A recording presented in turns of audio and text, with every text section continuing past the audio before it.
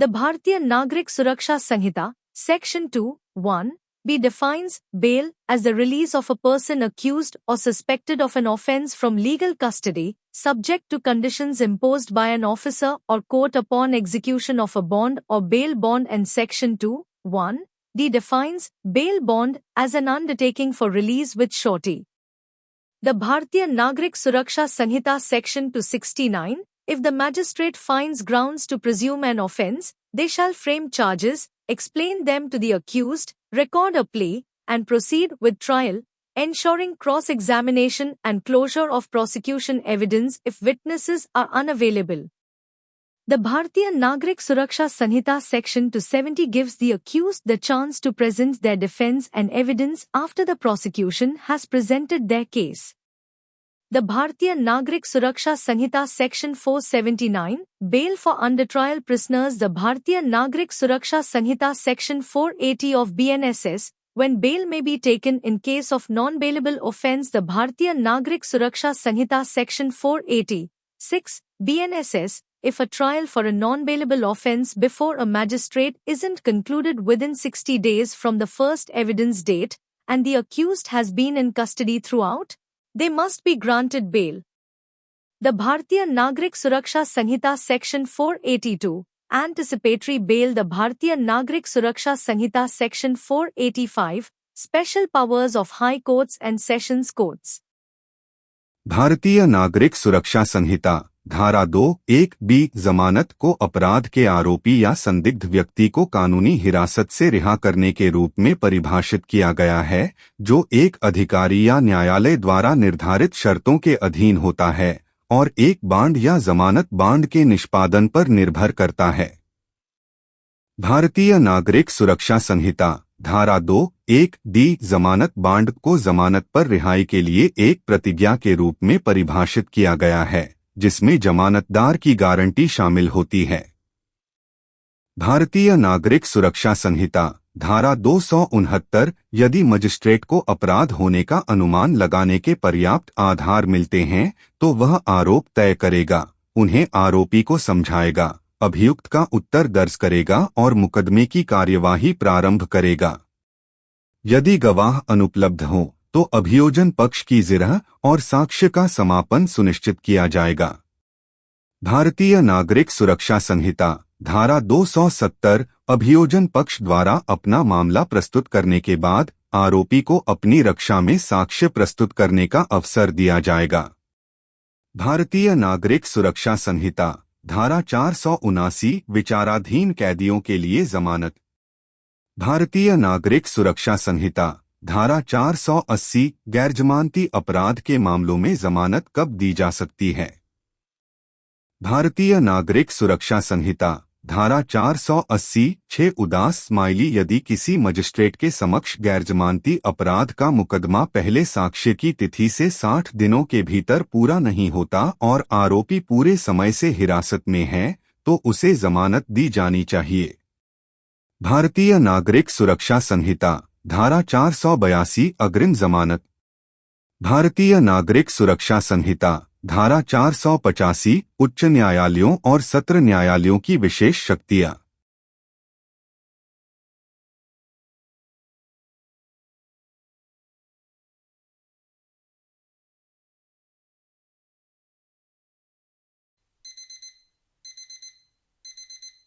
The Bharatiya Nagrik Suraksha Sanhita, Section 2(1)(b) defines bail as the release of a person accused or suspected of an offence from legal custody, subject to conditions imposed by an officer or court upon execution of a bond or bail bond, and Section 2(1)(d) defines bail bond as an undertaking for release with surety.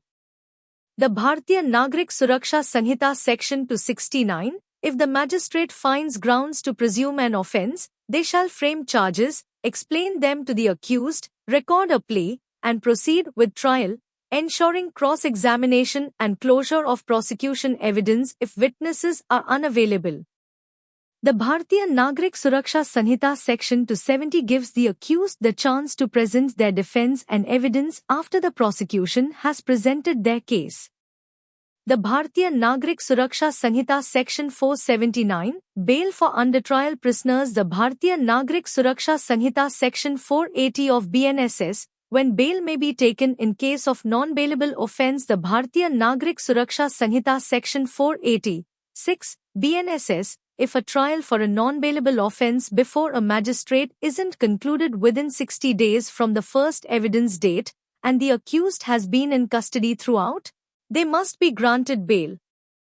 The Bharatiya Nagrik Suraksha Sanhita Section 482, Anticipatory Bail. The Bharatiya Nagrik Suraksha Sanhita Section 485, Special Powers of High Courts and Sessions Courts.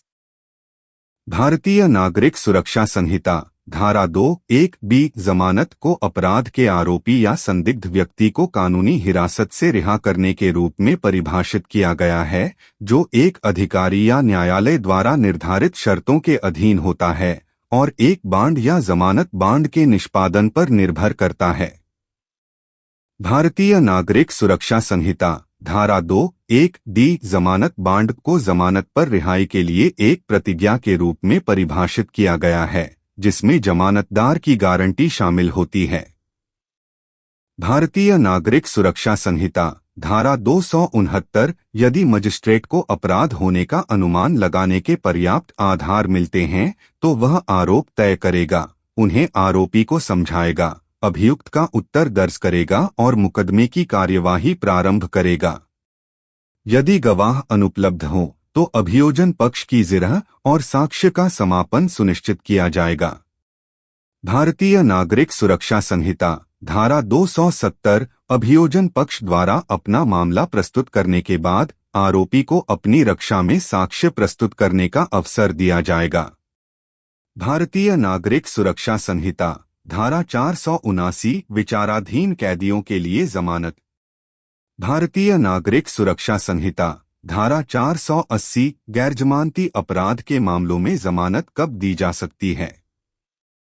भारतीय नागरिक सुरक्षा संहिता धारा 480, 6 उदास smiley, यदि किसी magistrate के समक्ष गैरजमानती अपराध का मुकदमा पहले साक्ष्य की तिथि से 60 दिनों के भीतर पूरा नहीं होता और आरोपी पूरे समय से हिरासत में है, तो उसे जमानत दी जानी चाहिए।